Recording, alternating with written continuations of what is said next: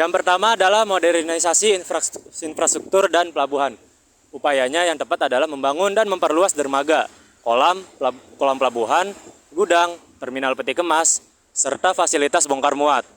Lalu meningkatkan kedalaman alur pelayaran agar dapat disinggahi kapal berukuran besar. Selanjutnya adalah mengembangkan pelabuhan hub internasional. Contohnya adalah Tanjung Priok, Tanjung Perak, dan juga Bitung. Peluangnya adalah menjadikan Indonesia pusat logistik dan perdagangan dunia. Selanjutnya yaitu meningkatkan daya saing ekspor. Tantangannya adalah besarnya kebutuhan investasi, masalah sedimentasi, dan pendangkalan alur.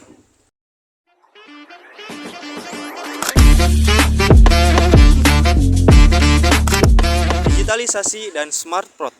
Upaya mengimplementasikan sistem Port Community System (PCS), single window, dan automation proses bongkar muat, penggunaan IoT, big data, dan AI untuk manajemen lalu lintas kapal.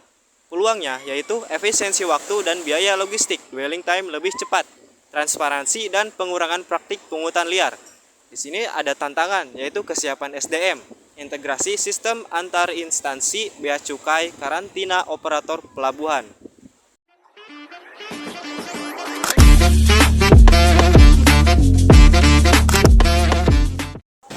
Yang ketiga ada peningkatan konektivitas laut dan darat.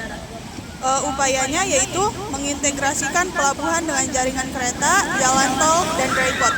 Pengembangan tol laut untuk pemerataan distribusi barang, terdapat peluang yaitu mengurangi disparitas harga antar wilayah, mendorong tumbuhnya industri wilayah pesisir.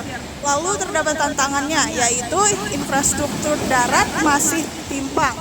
Yang kedua ada biaya logistik domestik masih tinggi.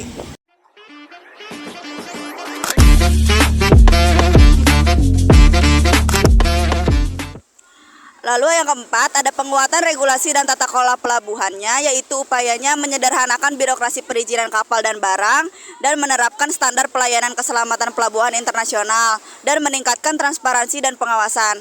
Peluangnya yaitu menarik lebih banyak investor asing, kepastian hukum dalam bisnis maritim. Tantangannya yaitu tumpang tindih kewenangan pusat dan daerah, perlunya reformasi kelembagaan secara konsisten.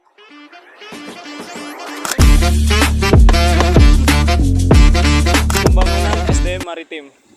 Upaya pendidikan vokasi kepelabuhan, teknisi logistik, operator kren, dan keselamatan pelayaran.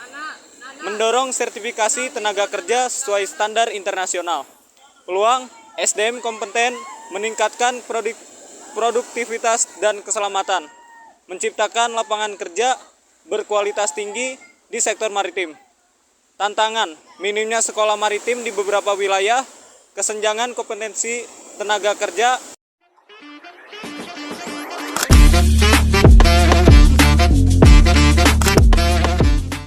Selanjutnya, penguatan peran pelabuhan sebagai pusat ekonomi maritim. Upayanya berikut: mendorong pelabuhan industri atau industri port atau kawasan ekonomi khusus (KEK) yang terintegrasi.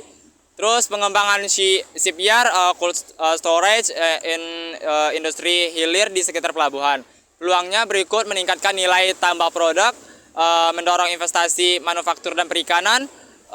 Berikut tantangannya: persaingan dengan negara tetangga yaitu Singapura dan Malaysia, ketersediaan energi dan utilitas pelabuhan.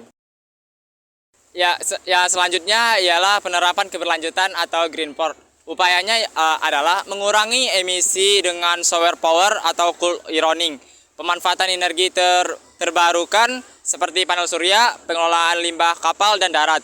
Terus peluangnya ialah menarik kapal-kapal internasional yang mensyaratkan standar hijau, reputasi positif Indonesia sebagai negara maritim keberlanjutan. Berikut tantangannya: investasi teknologi hijau yang masih mahal, terus keterbatasan teknologi lokal.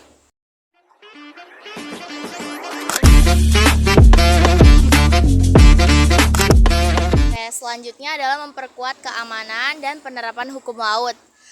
Upaya yang dapat dilakukan adalah melakukan patroli secara berkala, navigasi, dan juga sarana vessel traffic service, serta melakukan pemberantasan untuk para pencuri ikan, penyelundupan, dan juga perompak. Selanjutnya, peluang yang didapat adalah menambah kepercayaan investor, lalu kepastian keamanan bagi pelayaran internasional. Tantangan yang harus dihadapi adalah karena luasnya wilayah Indonesia membuat pemerintah kesulitan untuk memantau laut Indonesia secara berkala.